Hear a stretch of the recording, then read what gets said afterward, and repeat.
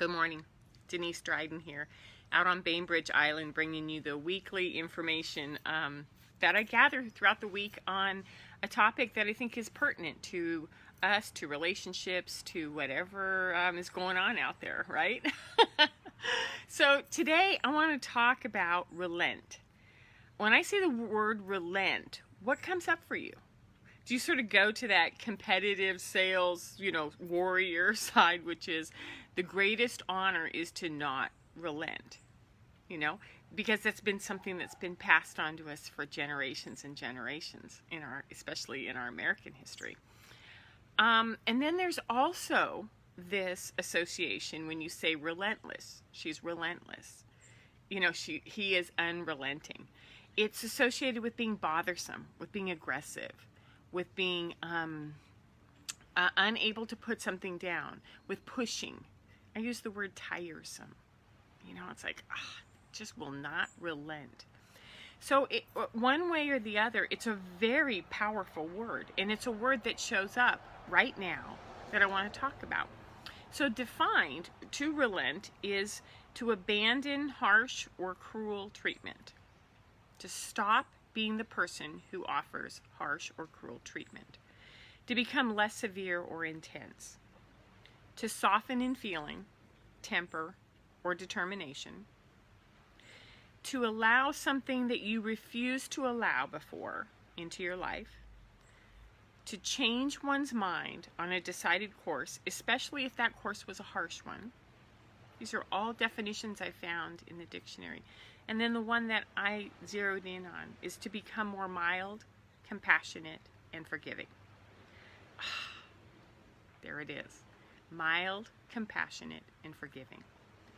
To let go, to loosen your grip, to give way, to change your mind. This is what we talk about every week. What does it take to loosen your grip, to become more able to flow, and to watch what's going on around you rather than just keep plowing ahead? So, why is this important right now? Right now, September 3rd, 2018. Why is it important right now? Well, it seems that this culture that we're living in is taking sides. We're taking stances, and we're sort of saying, this is where I'm right, where my country's right, where my beliefs are right, where my religion is right. It's righteousness. We believe that we know what's best for ourselves and our children, and we don't know exactly where all of those beliefs came from. And we hold on to these beliefs often at the cost of growth, which means that we're not allowing new things to come into our world because we know where we need to go, right? We're driven, we're determined, we're going for it. So much of the talks that I do each week are focusing on what it is to do life in relationship with yourself, relationship with your partner, relationship with your children, relationship, how we interact with another. So this is about the energy of stuckness. Last week we talked about fluidity, or last week was forgiveness. The week before was fluidity. What does it take to be in that flow where we develop ideas and beliefs, and what happens when they get old and tired and calcified? Old, tired, calcified beliefs. What happens when it's time to revisit those? So for much of my coaching practice, I work with parents who have teens in a therapeutic intervention like wilderness, treatment centers, or in therapeutic boarding schools. And for these families, sometimes it came about really suddenly, whether it was drugs and alcohol just accelerated and behavior went off the rails really fast. For other families, this has been going on for a long, long time. And so I wanted to go through what some of those symptoms might be, because our role as adults is to understand what is it that's really going on out there with our kids in our workforce. What are we seeing in the younger generations? Well, number one, I'm going to say that there is a much higher increase in children, teens, and young adults who are highly sensitive. Look that up. Highly sensitive. Go back and look at some of the videos. This is also a child, teen, who has learning disabilities, learning challenges, learning differences. that have been undetected. Often when they go to wilderness at 16, 17, and they're given the full gamut of psychoeducational testing, they realize that processing is really slow, or executive functioning has been measured. And so these learning challenges means that they're going to struggle in school, especially going into middle school and high school. Their child has anxiety, lots of fears, maybe a lot of depression.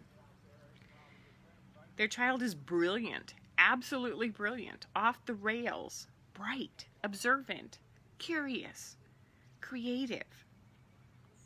Sound familiar? They have great intelligence.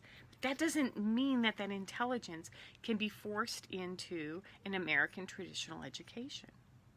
So when we value education at all costs, and we look at what does it take to put our child into an education system, or we value a full-time job, and we force our young adults to go into full-time jobs, when we value the big house that we have, that means we have the big job, which means that we need to be able to put our head down and force life. These are the kind of things that when we value those and we push them along, we're only doing those in our own head, not necessarily thinking about the others. This is what we value, not necessarily what they value. So when we push, when we hold tight, when we intervene on behalf of these values, these belief systems we have, we accelerate the stuckness. It's like, this is what I know. Whoops, just dropped everything. This is what I know, and this is what works, and I'm going to push it and force it forward. How many of us have done this? How many of us go, I have the most brilliant child, and if you could just get through math.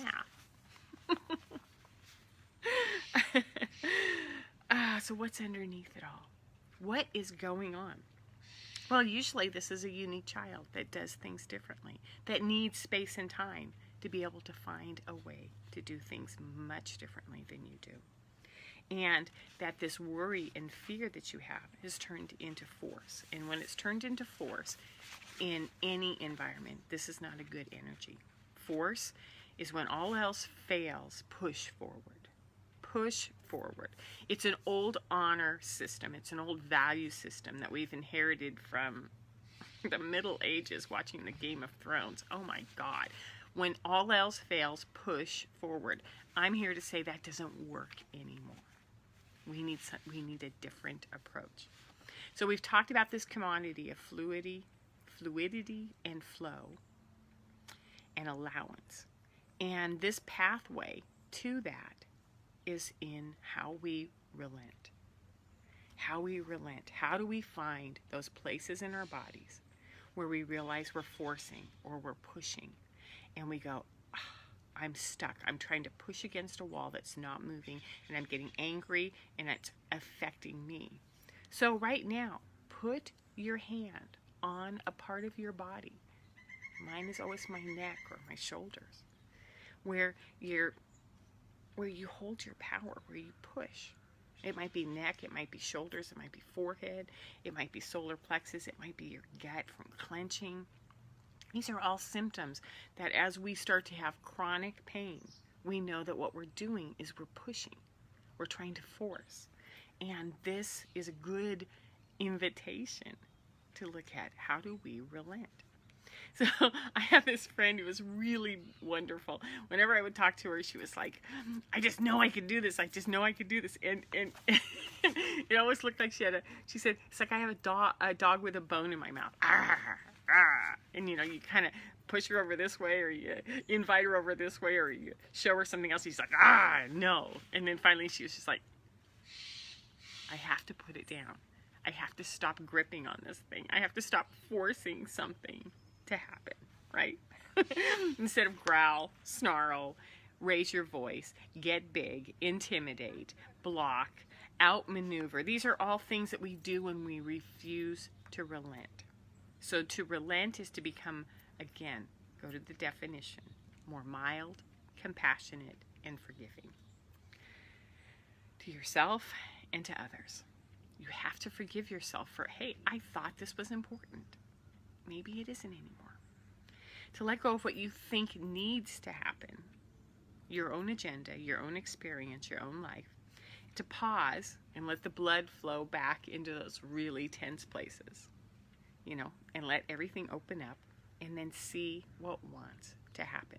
When we relent, we allow something different to show up. But we have to be able to put it down. Put down the sword, put down the bone, put down the grip, put down the force. So my invitation to you is to spend this week looking at what is it that you can drop? What is it that you can put down? What is it that you can stop pushing against? And if you relent, what does it feel like in your body? Is there shame because you gave up? Or is there peace and fluidity and flow? So this is the kind of stuff I do. If you've got a bone in your mouth and you need to put that down, give me a call. These are the kind of things that I love to do with you. So you can find me on DeniseDrydenCoaching.com, and have a wonderful Sunday. Have a wonderful week. Have a wonderful beginning of September. Enjoy.